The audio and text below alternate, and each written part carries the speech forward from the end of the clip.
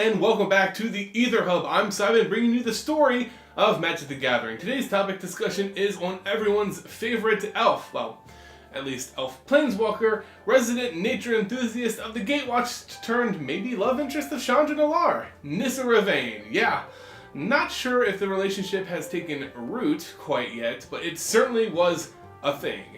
Get ready guys, more plant-based puns coming in this video as we discuss how Nissa is shaking up the world of Ravnica in War of the Spark. So typically when discussing planeswalkers in the context of War of the Spark, I like to give a slight overview of their character and development through actions across different events.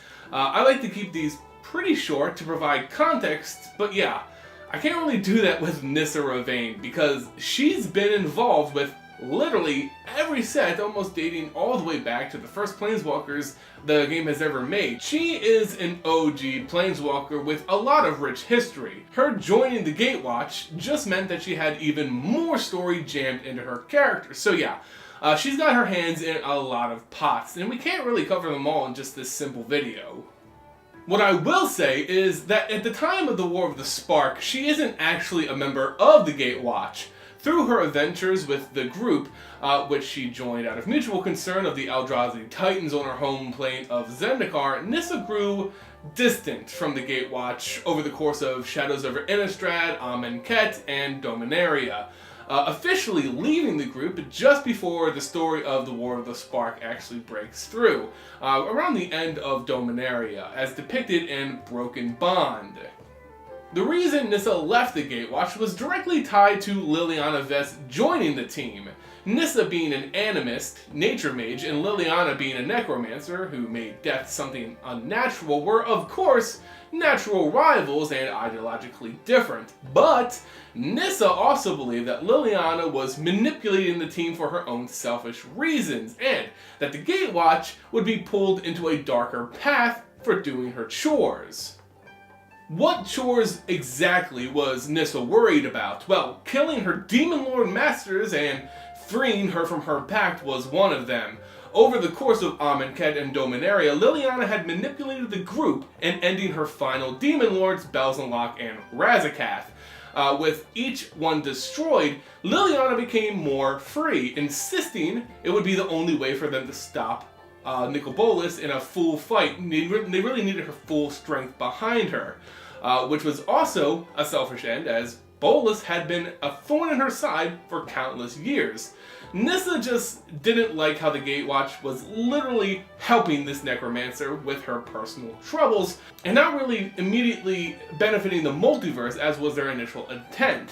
Outside of this, Nissa also believed that Liliana Vess was setting them down to be fools, fearing that this necromancer could, once freed, master the use of the Chain Veil and be a bigger threat to them and the entire multiverse than maybe say something like Bolas.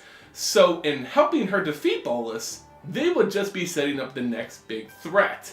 And who could actually blame Nissa here, right? I mean, Liliana was exclusively using the Gatewatch for her own means, even taking the oath of the Gatewatch with such subtle jabs that one could even say that she was really disingenuous in that oath.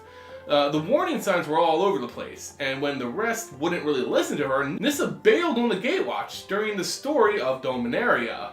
So that's really the backstory. Yet, here we see Nissa Revane on Ravnica, supposedly at least working with the Gatewatch to defeat Bolas. We know she doesn't go there willingly. Bolas uses the beacon he had Ral Zarek build to kind of just pull her in, but on Ravnica with nowhere else to go, well, thanks to the Immortal Sun, it looks like she'll just get the old band back together because Liliana's on the opposing side. Well, Nissa can go ahead and take her victory lap because Liliana now commands the Dread Horde, though most won't really read into it because she's under the direct control of Bolas, who her demon contract kind of defaulted to, so yeah, Nissa was right, Liliana is serving Bolas, but not by choice, and of course she will bounce back and fight against her master, so just keep that in mind.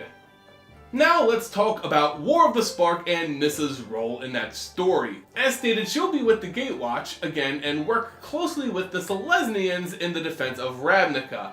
Nissa, using her animist magic, will summon powerful elementals to defeat the hordes of the Eternals Bolas had brought to the plane. Yet, the biggest thing, literally, Nissa will ever do on Ravnica is animate the great guildhall of the Selesnyans himself, Vitu-Ghazi.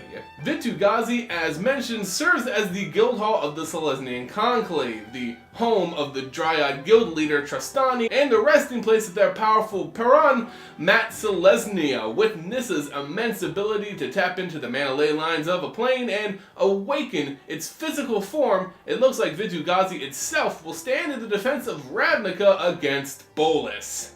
Now, it naturally begs the question, what is this elemental force? Well, I believe that this is the being that represents Mat Selesnya, the actual founder of Selesnya herself. We don't know a lot about this ancient leader, but we understand that it was probably a dryad or elemental otherworldly force, really. I, for one, believe that the resting elemental under this world, the world tree of Vitu-Ghazi that is Mat Selesnya herself, awakened by the powers of Nissa Revane. This giant elemental looks to lay the smackdown on Bolas and its forces, along with the head of smaller elementals at Nissa and the Selesnyans' command. Vitu-Ghazi even topples the statue Bolas had planted of himself on Ravnica, and if that doesn't send a statement, I don't know what else would. Whether this is literally Mat Selesnya or not, I'm sure those in the Selesnya Conclave will at least celebrate this elemental's coming and what it means for their guild. Anyway guys, that's gonna do it for today's discussion video introducing the classic Nissa Revane to the War of the Spark story. Let me know your thoughts on this character and the animation of Vitu-Ghazi in the comment section below. Do you believe this is Mat Selesnya made form? If you enjoyed the video, make sure you leave it a like, sub, hit the bell, and of course, share it around. A share on Reddit really helps this channel more than you guys ever know, and it's really, really appreciated. You can also support the channel on Patreon, and joining the Vorthos army, you get Aether bundles, these themed bundles of signed mythics and rares each month, but hurry up, there's only a limited supply. You can go ahead and check that out in the description linked below. As always guys, thank you all so much for watching. I'll see you next time here on the Aether Hub. See ya!